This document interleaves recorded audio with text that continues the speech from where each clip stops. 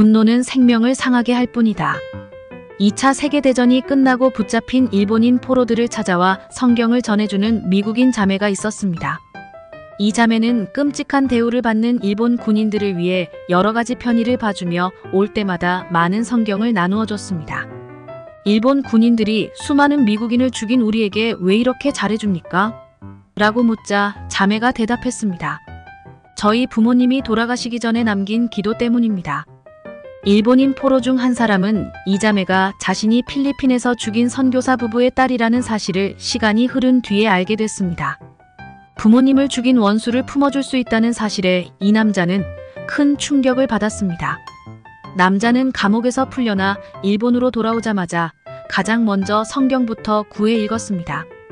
진주만 사건을 일으킨 중범죄자로 감옥에서 복역하다가 주 예수님을 구세주와 주님으로 믿고 일본의 대표적인 전도자가 된 후치다 미쓰오 대령의 이야기입니다.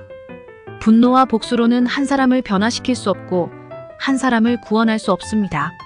사람을 변화시킬 수 있는 것은 오직 복음뿐입니다. 하나님이 우리를 위해 가장 아끼는 독생자 예수님을 보내주셨듯이 한 영혼을 위해서라면 끊임없이 용서하고 사랑을 전하는 참된 그리스도인이 되십시오. 분노가 아니라 용서로 생명을 살리는 삶에 대해 생각해 보겠습니다. 오늘의 말씀 로마서 12장 19절 20절 찬송가 280장 411장. 내 사랑하는 자들아 너희가 친히 원수를 갚지 말고 하나님의 진노하심에 맡기라. 기록되었으되 원수 갚는 것이 내게 있으니 내가 갚으리라고 주께서 말씀하시니라. 내 원수가 줄이거든 먹이고 목마르거든 마시게 하라. 그리함으로 내가 숯불을 그 머리에 쌓아놓으리라. 오늘날 세상은 다른 사람의 잘못을 용서하는 것을 좋아하지 않습니다. 오히려 잘못한 사람에게 복수하며 그들의 잘못 이상으로 대가를 치르게 할 때 더 통쾌하게 여기며 기뻐합니다. 그래서 잘못한 사람에게 복수하고 대가를 치르게 하는 내용의 영화나 드라마가 사람들에게 인기를 얻습니다.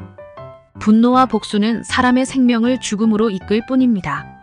잘못한 사람들을 향한 분노는 폭력으로 이어지고 폭력은 결국 다른 사람을 상하게 하는 결과를 낳을 뿐입니다. 그리고 폭력은 더 큰 폭력을 불러와 어떤 경우에는 사람의 생명을 빼앗는 심각한 상황까지 이르게도 합니다. 그리스도인은 화를 참을 수 있어야 합니다.